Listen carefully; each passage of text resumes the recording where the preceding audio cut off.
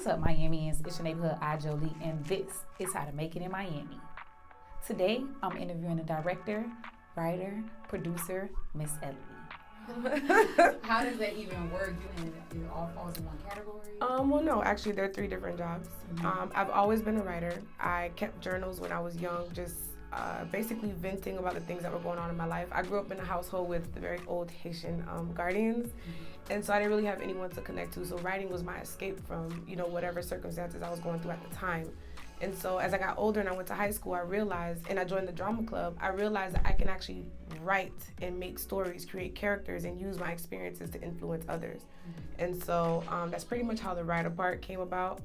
And then also in the drama club, I was the head stage manager and I'm also assistant director. So then the directing part kind of came into it as well. And then because I have like OCD, I can't trust anyone else to produce anything that I do. So then I became a producer, which basically is the person that organizes the entire thing. So I just wear all 3 hats. Yeah. So Blue Royalty Productions is the producer part of what we're doing. And you run the actual business side of it?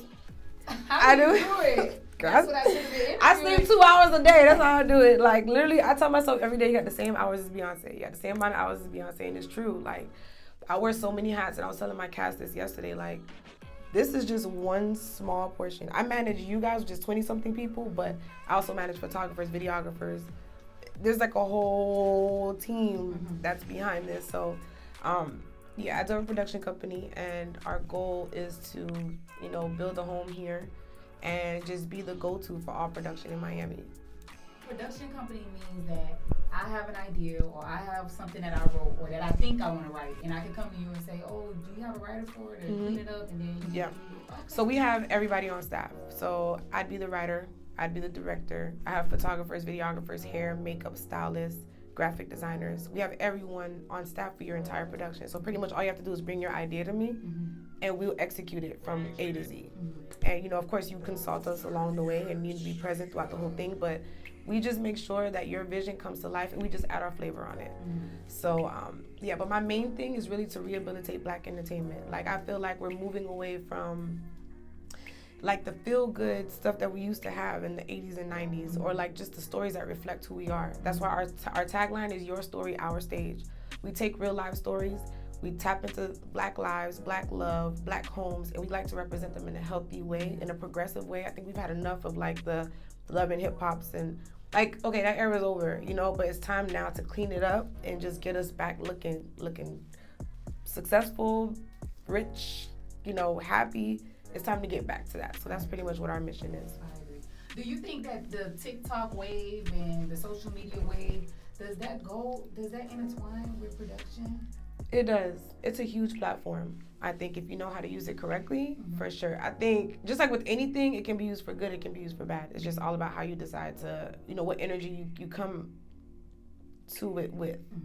But for sure, people can watch your reels, they can watch your, you make a 15-minute episode, you can post it on your Instagram and get views. It's an amazing platform to connect with people in real time, but again, it can also be very toxic. Yeah, so you just have to know, like, I don't follow certain pages, I've unfollowed certain friends. It's like, I don't want to see that all day. I want to see you shaking your ass on my timeline. I really don't. Yeah. Like, we're like 30-something, like, let's grow up. Yeah. So, yeah, I think it's an amazing tool, for sure. Okay, so today I'm here on your set. How does it work when it's almost crunch time? You practice every day? Yes, we practice every day. Thankfully, I have like team captains, and I have people who can do things in my absence. Like they're practicing right now while I'm here, which I love. I've built a very self-sufficient team who I think knows and understands my standards, and they know like, okay, she coming here, we just sitting around, we gonna hear her mouth. And it's like, it's not in a rude way, it's not a disrespectful way, but it's just to let them know, like, I expect more. Like, what are we doing? Again, that energy of excellence. It starts from the very beginning, the first time they meet me, all the way through the day that we perform. They know, like, she's coming with her A game at all times. So we gotta make sure that we, so we have fun, we have a great time, but we work really hard, and everyone's very professional. So, they're in there practicing, they're self-sufficient, they do their own thing, and I just come in and I clean it up.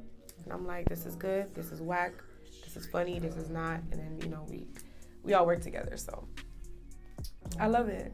I love my cast, I love my team. I think They've done an amazing job at taking my vision. Like, these characters literally started in my mind, and they've breathed life into them. So I'm forever grateful for that. And I'm excited to see what we do. How does one find a team?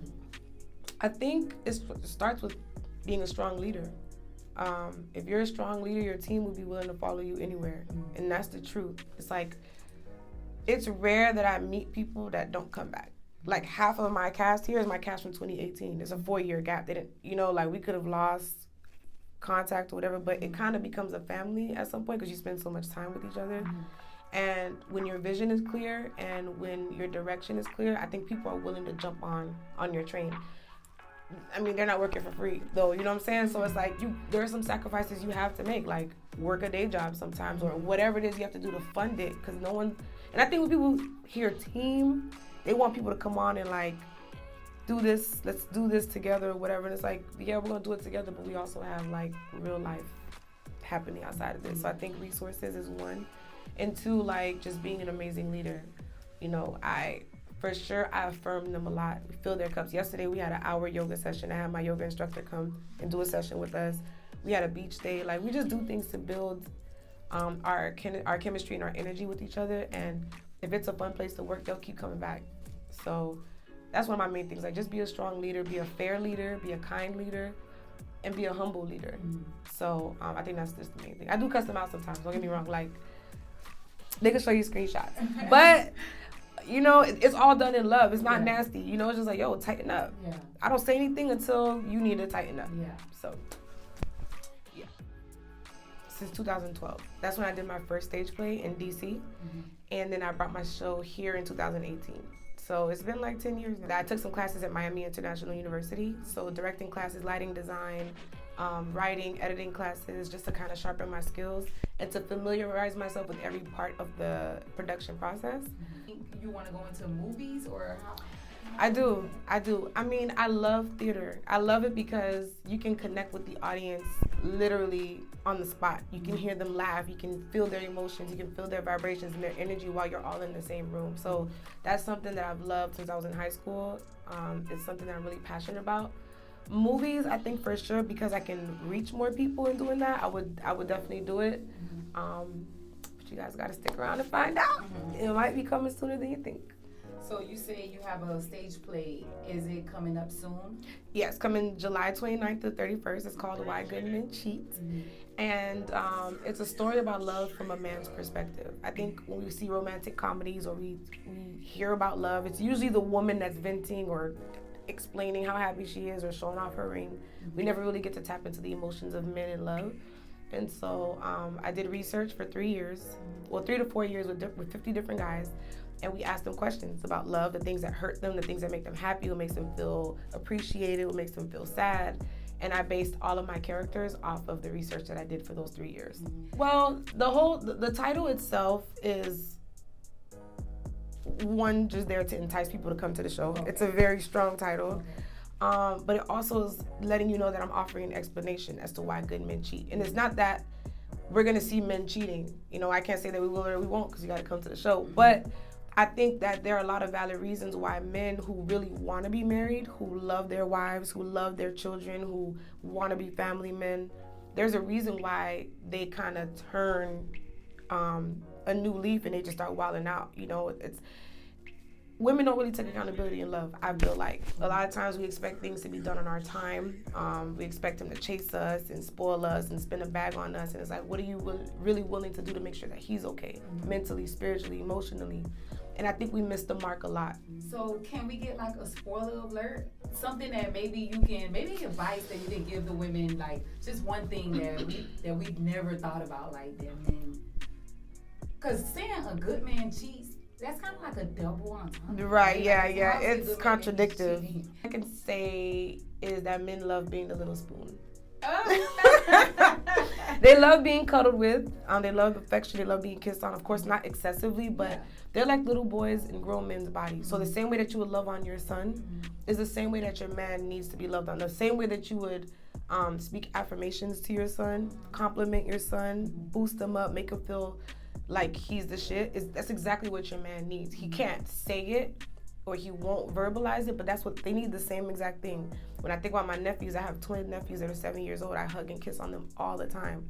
And I just never thought that, like, my man probably needs the same. Mm-hmm. You know, like, they go out there and they grind for us, they hustle for us. Everything they do is really to bring back to the women and the family that they love. So they need that boost. They need us to pour into them as much as they pour into us. Mm-hmm. So what would be the most challenging part about putting together this stage play? Writing about love from a man's perspective. It was challenging because a lot of times I had moments where I was like, no. You know, as a woman, you know, naturally you're like, hell no. You know, like, that's BS, or you just using it as an excuse. But it's like, I had to remember that my job is to tell their story. And I can't tell you that what you're saying is not fact, and I can't tell you that how you feel is wrong, you know? So I think very much checking my ego was probably a really big part of this whole process, and just humbling myself. Mm-hmm. Yeah.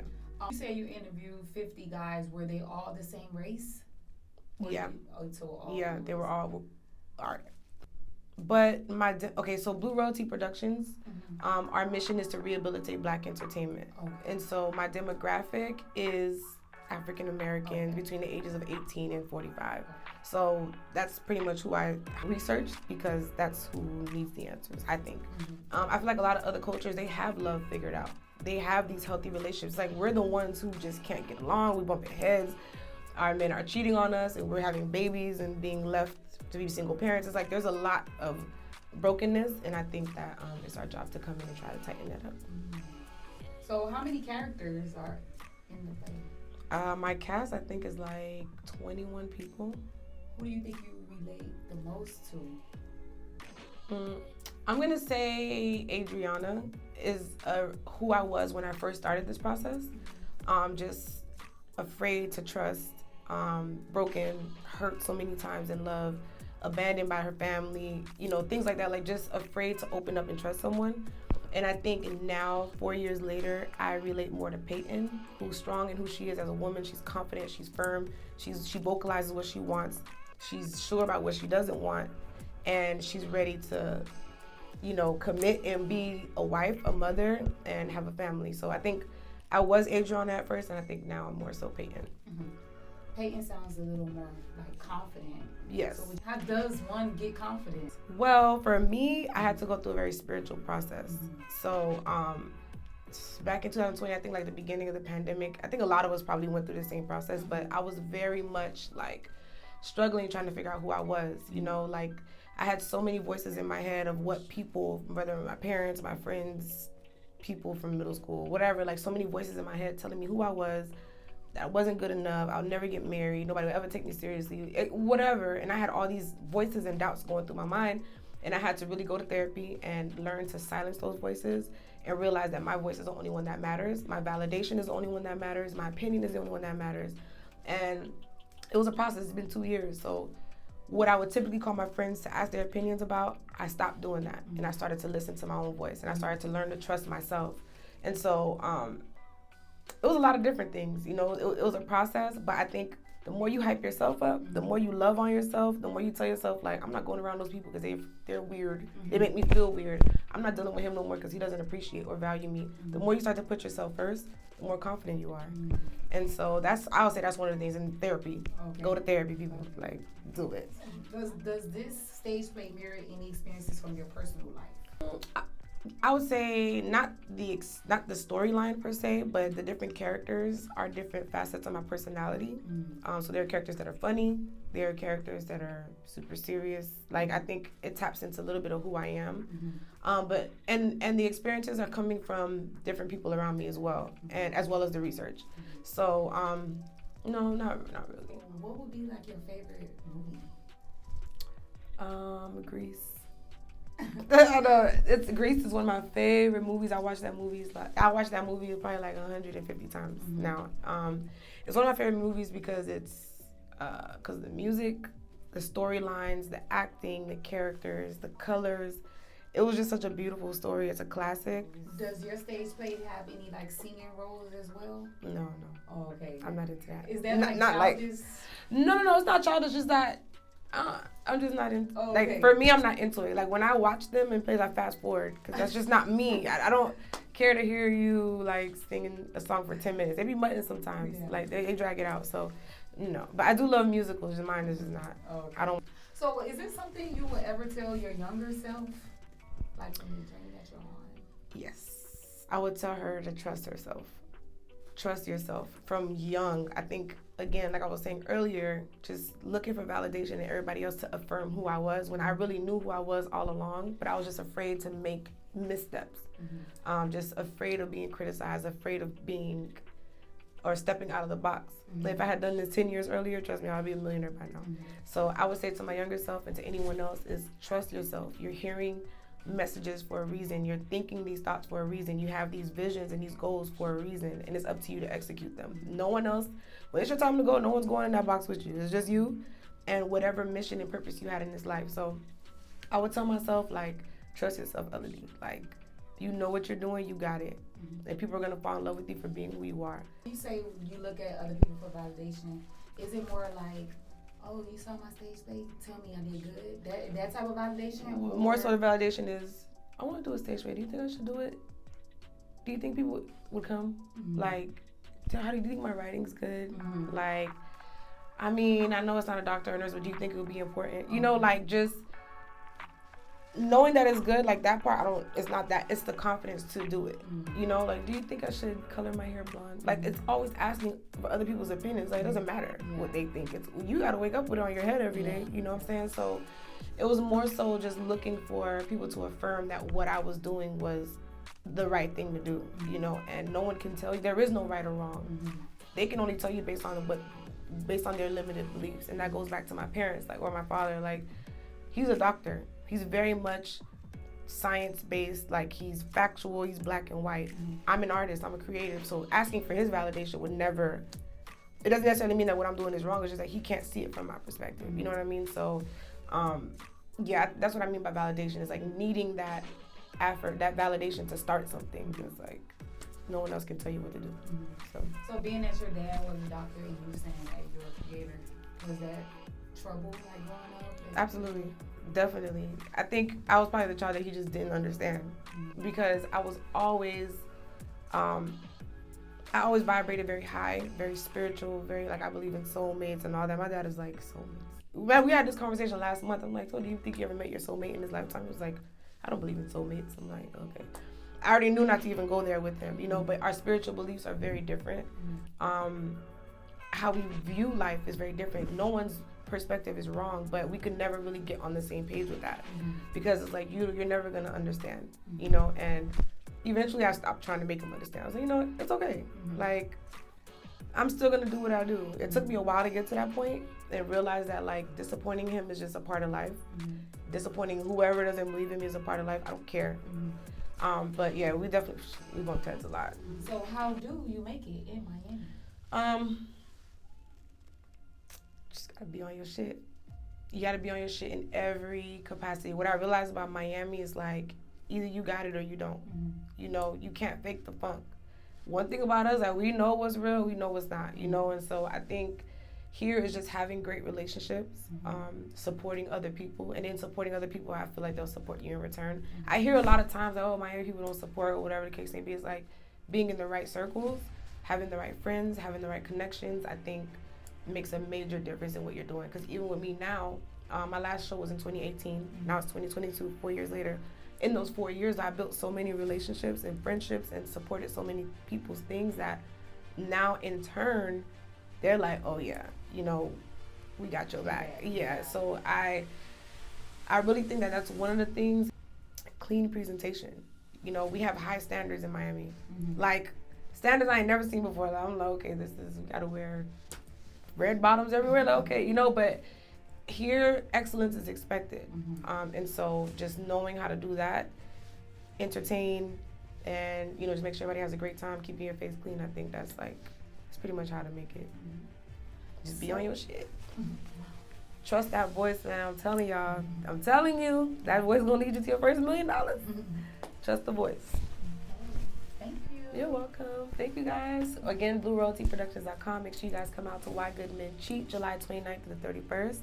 If you can't make it, we're gonna film it. It'll be available to you. But please come out. We'd love to host you. We need your energy in the room. And yeah, thank you.